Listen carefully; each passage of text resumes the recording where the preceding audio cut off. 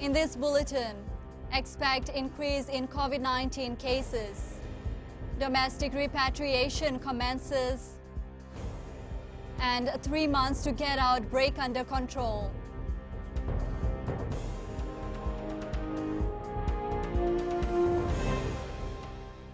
Bulavinaka, Fiji. Fiji recorded a new daily toll of COVID-19 infections with 166 cases in the 24 hours ending 8 a.m. yesterday. The ministry also recorded another COVID-19 death within this period.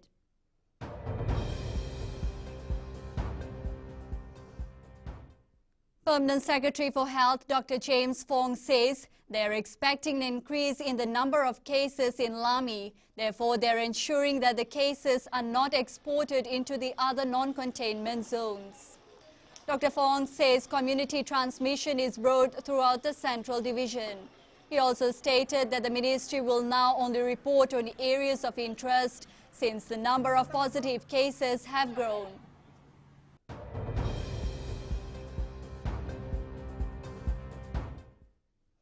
Fiji is not out of the woods yet, and the worst is yet to come. UN Resident Coordinator for Fiji and the Pacific, Samarasina Sanaka, sounded this alarm while encouraging Fijians to get vaccinated. As of yesterday, Fiji is less than 50 cases away from reaching the critical point of 200 cases.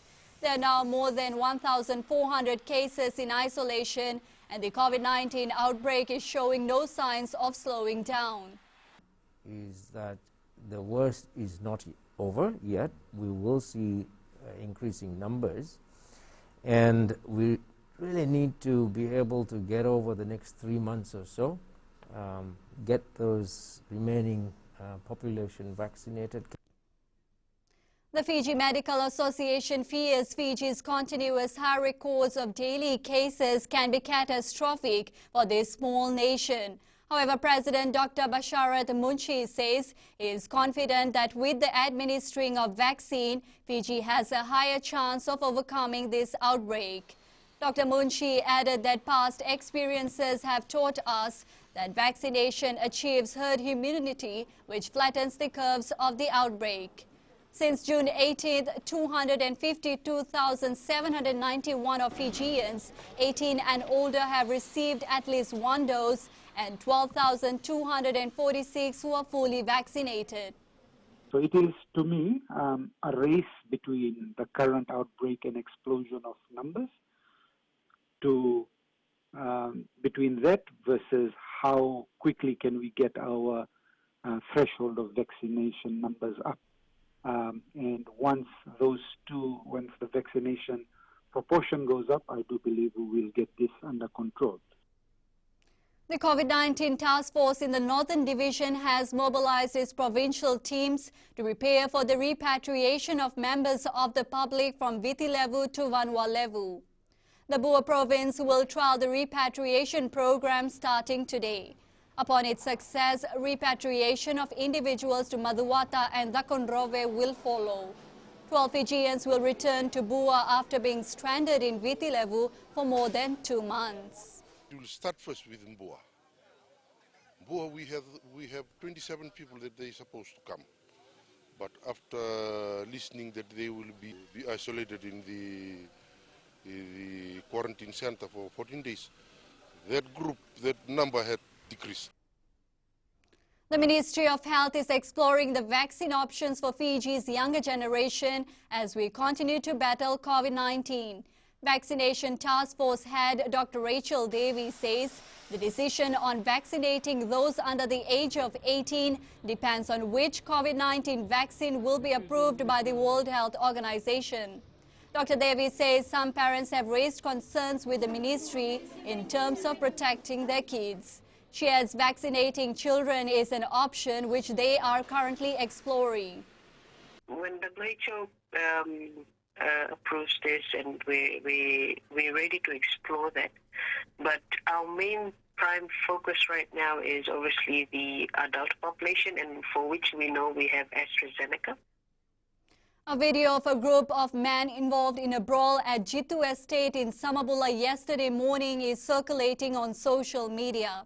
The video shows men and youth involved in a punch-up and being cheered on at times, with most people involving the culprits breaking all health measures in place. Police has told FBC News that its officers are still at the site as information is still sketchy at this point.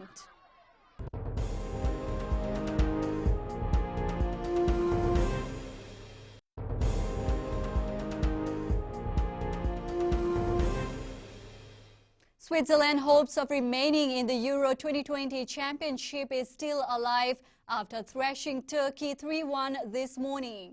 Switzerland will now have to wait for the group games to be completed to see if their efforts will be enough to send them through to the next round.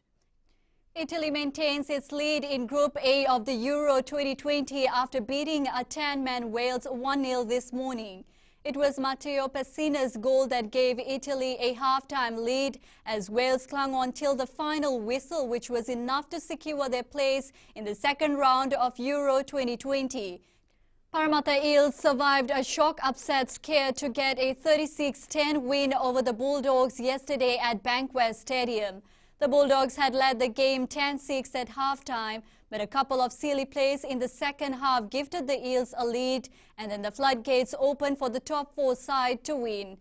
After nearly 2 decades without a title, the Blues are celebrating a fourth Super Rugby crown after holding off the Highlanders in a tight contest 23-15 in front of 35,000 fans.